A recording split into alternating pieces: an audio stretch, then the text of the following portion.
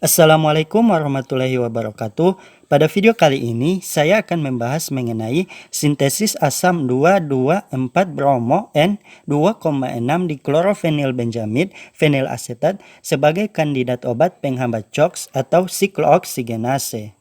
Di sini ada 8 poin yang akan dibahas, yaitu manfaat dan keunggulan senyawa, diskoneksi senyawa, retrosintesis senyawa, sinton dan reagen, reaksi yang terjadi, metode dan cara kerja, proses pemurnian, dan cara mengidentifikasi hasil sintesis. Poin pertama yang akan dibahas pada video kali ini adalah manfaat senyawa. Diklofenak merupakan salah satu golongan obat NSAID atau non-steroid anti-inflammatory drugs yang bersifat tidak selektif yang telah lama digunakan sebagai analgesik anti-inflamasi penghambat siklooksigenase dan banyak dimanfaatkan untuk pengobatan menghilangkan rasa sakit, nyeri, dan radang. Beberapa penelitian tentang sintesis turunan diklofenak dilakukan untuk mendapatkan aktivitas yang lebih besar. Hasil evaluasi turunan diklofenak yang disintesis menunjukkan berkurangnya efek samping yang dihasilkan oleh turunan diklofenak dibandingkan dengan diklofenak sebagai lead compound. Hasil penelitian tersebut menunjukkan bahwa senyawa yang disintesis memiliki aktivitas antiinflamasi yang potensial dibandingkan dengan diklofenak. Selanjutnya, yang akan dibahas pada video kali ini adalah keunggulan dari senyawa. Dalam penelitian ini digunakan diklofenak yang pada strukturnya ditambah bromo dan benzen atau 4-bromo benzoil untuk meningkatkan parameter elektronik yang berhubungan dengan kekuatan ikatan obat dengan reseptor dan parameter lipofilik yang berhubungan dengan kemampuan penembusan membran.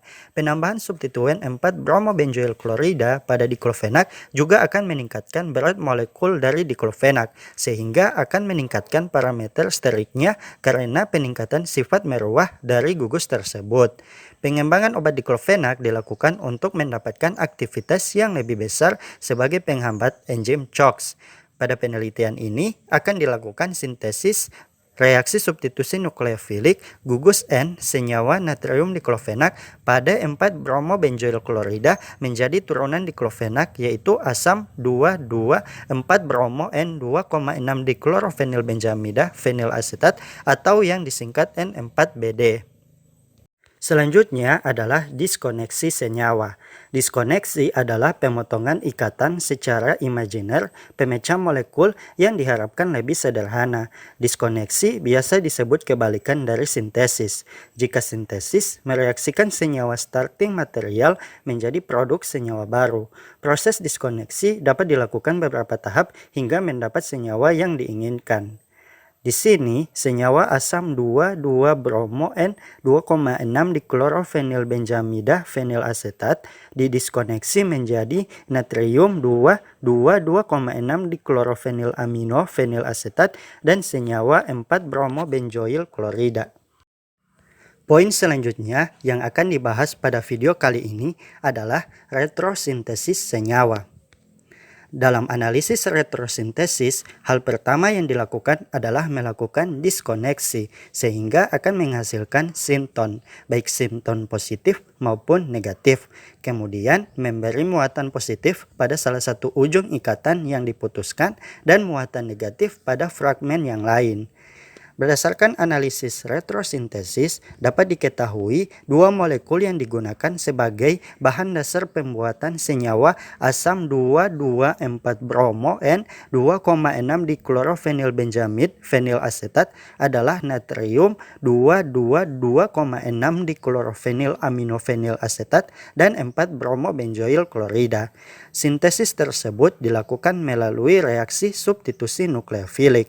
Mekanisme reaksi benzoilasi pembentukan N4BD melalui reaksi substitusi benzoil yang diserang oleh atom N dari gugus NH natrium diklofenak sebagai nukleofil pada atom C karbonil bermuatan positif parsial dari 4-bromo benzoil klorida, diikuti lepasnya ion klorida.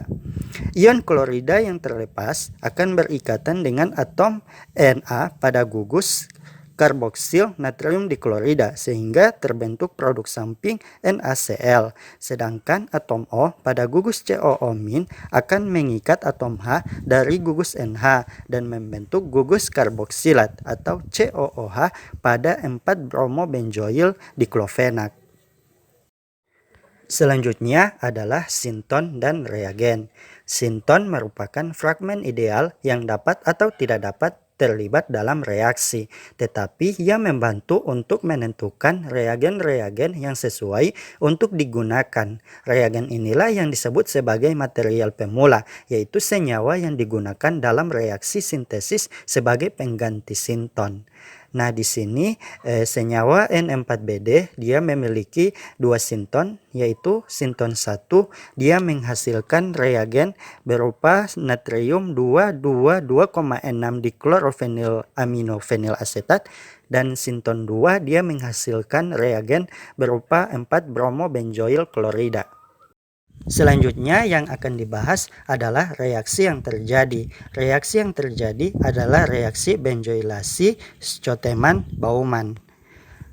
Mekanisme pembentukan senyawa N4BD dia melalui reaksi substitusi benzoil yang diserang oleh atom N dari gugus NH natrium diklofenak sebagai nukleofil pada atom C karbonil yang bermuatan positif parsial dari 4-bromobenzoil klorida, kemudian diikuti oleh lepasnya ion klorida. Nah, ion klorida yang terlepas ini dia akan berikatan dengan atom Na pada gugus karboksil natrium diklofenak sehingga terbentuk produk samping NaCl. Sedangkan atom O pada gugus COO- dia akan mengikat atom H dari gugus NH dan membentuk gugus karboksilat atau COOH pada 4-bromobenzoil diklofenak. Nah, nama senyawa yang dihasilkan ini adalah asam 2,2,4-bromo-N 2,6 diklorofenil benzamid fenil asetat. Poin selanjutnya yang akan dibahas adalah metode dan cara kerja. Yang pertama adalah metode. Pada penelitian ini telah dilakukan sintesis turunan diklofenak atau senyawa target, yaitu senyawa N4BD melalui satu tahap reaksi dengan mereaksikan natrium diklofenak dengan 4-bromobenzoil klorida. Proses sintesis dimulai dengan optimasi eluen dan optimasi waktu reaksi. Selanjutnya, senyawa target yang dihasilkan dari proses sintesis dimurnikan dengan kromatografi kolom, kemudian dilakukan identifikasi struktur dengan HNMR dan FTIR-KBR. Selanjutnya adalah cara kerja. Yang pertama adalah sintesis senyawa N4BD. Tahap reaksi yang dilakukan adalah mereaksikan natrium diklofenak 1,5907 gram atau 5 milimol yang dilarutkan dengan 5 ml tetrahidrofuran atau THF dalam Erlenmeyer dan dalam bak es. Aduk selama kurang lebih 5 menit, selanjutnya ditambah tetes demi tetes 1,0973 gram atau 5 milimol 4-bromobenzoil klorida yang dilarutkan dalam 5 ml tetrahidrofuran. Setelah selesai, campuran diaduk selama 24 jam. Setiap 1 jam dilakukan sampling untuk mengetahui proses reaksi dengan KLT. Setelah selesai, hasil sintesis diuapkan dalam lemari asam untuk menghilangkan sisa pelarutnya. Setelah kering, cuci 3 kali senyawa hasil sintesis dengan Aquades untuk mengikat produk reaksi samping hasil sintesis yaitu NaCl atau kemungkinan terbentuknya HCl. Saring dengan kertas saring, keringkan dalam lemari asam sampai didapat serbuk kering senyawa N4BD. Lalu dilakukan pemurnian menggunakan kromatografi kolom. Selanjutnya menghitung rendamen yang diperoleh. Yang kedua adalah optimasi eluen. Optimasi eluen dilakukan untuk mendapatkan pemisahan noda senyawa yang baik, yang selanjutnya digunakan sebagai eluen dalam kromatografi kolom dan uji kemurnian menggunakan KLT. Pemisahan noda yang baik dilihat dari nilai RS atau resolusi. Eluen dikatakan dapat memisahkan senyawa dengan baik jika nilai RS lebih dari 1,5. Optimasi eluen dilakukan dengan menotolkan senyawa hasil sintesis pada lempeng KLT.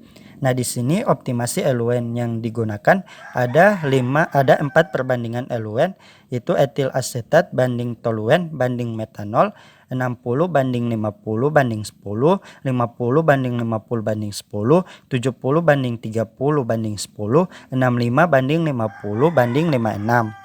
Nah, berdasarkan hasil optimasi yang telah dilakukan, yaitu dengan menggunakan senyawa hasil produk sintesis yang ditotolkan pada lempeng KLT, diperoleh nilai RS yang baik adalah eluen dengan komposisi toluen banding etil asetat banding metanol atau 50 banding 50 banding 10. Selanjutnya, berdasarkan uji KLT yang dilakukan, diharapkan untuk menghasilkan 2 spot senyawa yang terdiri dari noda senyawa yang disintesis dan noda bahan awal. Hasil evaluasi menggunakan eluen toluen banding etil asetat banding metanol dengan perbandingan 50 banding 50 banding 10, dia menghasilkan noda yang dapat terpisah sempurna. Hal ini dapat disimpulkan bahwa eluen toluen banding etil asetat banding metanol dengan perbandingan 50 banding 50 banding 10 dapat memisahkan senyawa target dengan baik. Cara kerja yang ketiga adalah optimasi waktu reaksi. Optimasi waktu reaksi dilakukan untuk melihat waktu optimum selama proses reaksi pembentukan senyawa yang diinginkan, yaitu N4BD. Sampling tiap jam selama proses sintesis atau 24 jam ditotolkan pada lempeng KLT dengan pembanding bahan awal natrium diklofenak dan 4-bromo benzoil klorida. Lalu hasil totolan tersebut dielusi menggunakan eluen hasil optimasi eluen dan diamati bercak noda yang dihasilkan di bawah sinar UV, serta dihitung nilai RF masing-masing totolan. Nilai RF sampling tiap jam selama waktu reaksi yang berbeda dengan bahan awal menunjukkan bahwa senyawa berhasil disintesis yang berbeda dengan bahan awal. Selain itu, noda bahan awal lebih tipis atau tidak sama dengan noda senyawa produk yang lebih tebal.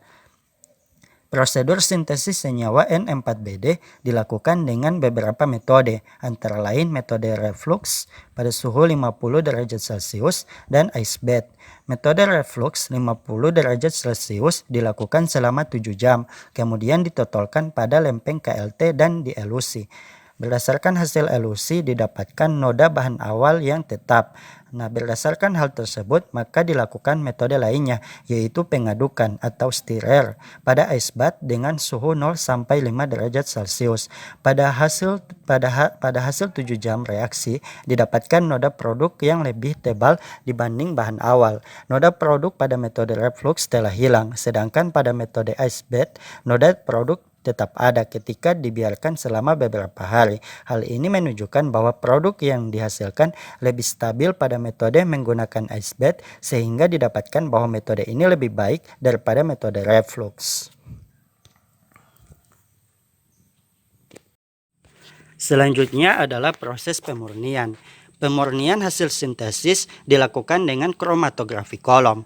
Kolom yang akan dibuat berdiameter 1 cm dengan panjang 30 cm dan ukuran mesh silika sebesar 0,063 mm sampai 0,200 mm. Tahap yang dilakukan pertama kali adalah pembuatan eluen hasil optimasi. Sejumlah kapas dimasukkan ke dalam dasar kolom. Kolom diisi dengan kurang lebih 50 ml eluen, kemudian keran dibuka. Jangan terlalu lebar agar eluen yang membasahi kapas merembes keluar. Kapas ditekan agar tidak ada gelembung udara. Tahap selanjutnya adalah membuat bubur silika. 15 gram silika gel dicampur dengan 50 ml eluen dan diaduk hingga terbentuk suspensi. Bubur silika dimasukkan ke dalam kolom dan dibiarkan memadat. Setelah memadat, eluen dialirkan hingga ketinggian 0,5 cm di atas silika. Tutup kolom dengan aluminium foil untuk mencegah eluen menguap. Sampel dilarutkan dalam 3 ml eluen, kemudian dimasukkan ke dalam kolom silika menggunakan pipet tetes. Sampel yang masih tersisa dibilas dengan 1 ml eluen dan dimasukkan ke dalam kolom silika menggunakan pipet tetes.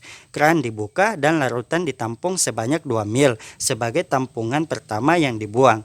Penetesan selanjutnya ditampung sebanyak 2 ml sebagai vial nomor 1, 2, 3, 4 dan seterusnya. Setiap selesai penampungan, eluen ditambahkan kelembapan dan dijaga agar memiliki ketinggian minimal 0,5 cm di atas silika. Setiap didapat 20 fraksi hasil penampungan, tiap fraksi tampungan ditotolkan pada lempeng KLT dan dielusi menggunakan eluen. Noda yang terbentuk diamati di bawah lampu UV. Penampungan fraksi dihentikan ketika noda sudah tidak terlihat pada lempeng KLT.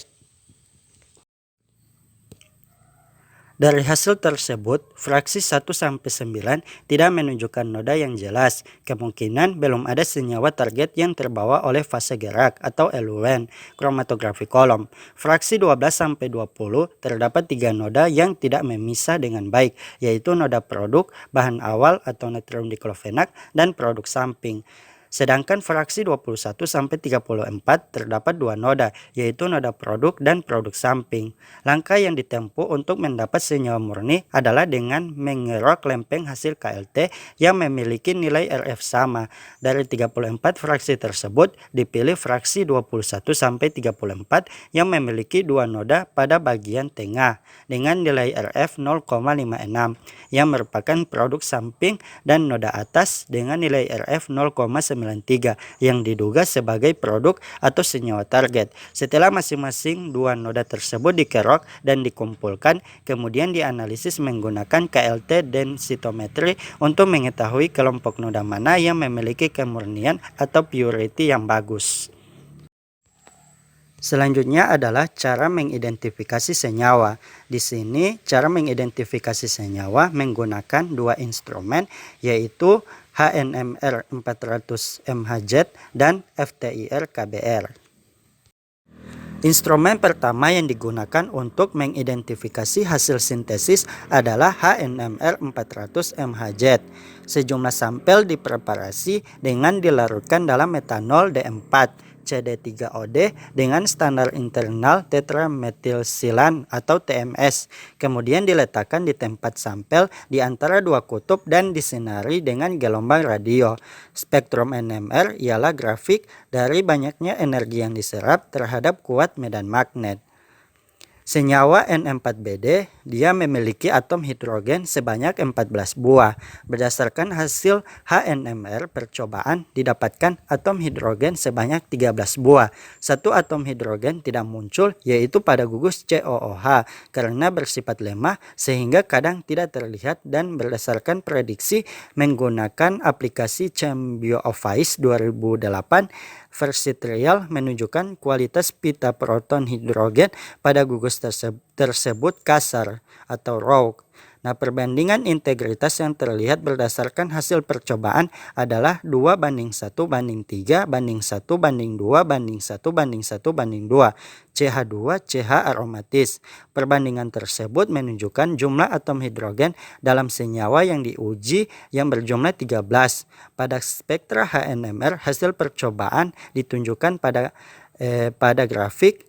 Juga muncul puncak dari proton CH3 pada pergeseran kimia 3,279 ppm dan OH pada pergeseran kimia 4,869 ppm dari metanol yang digunakan sebagai pelarut.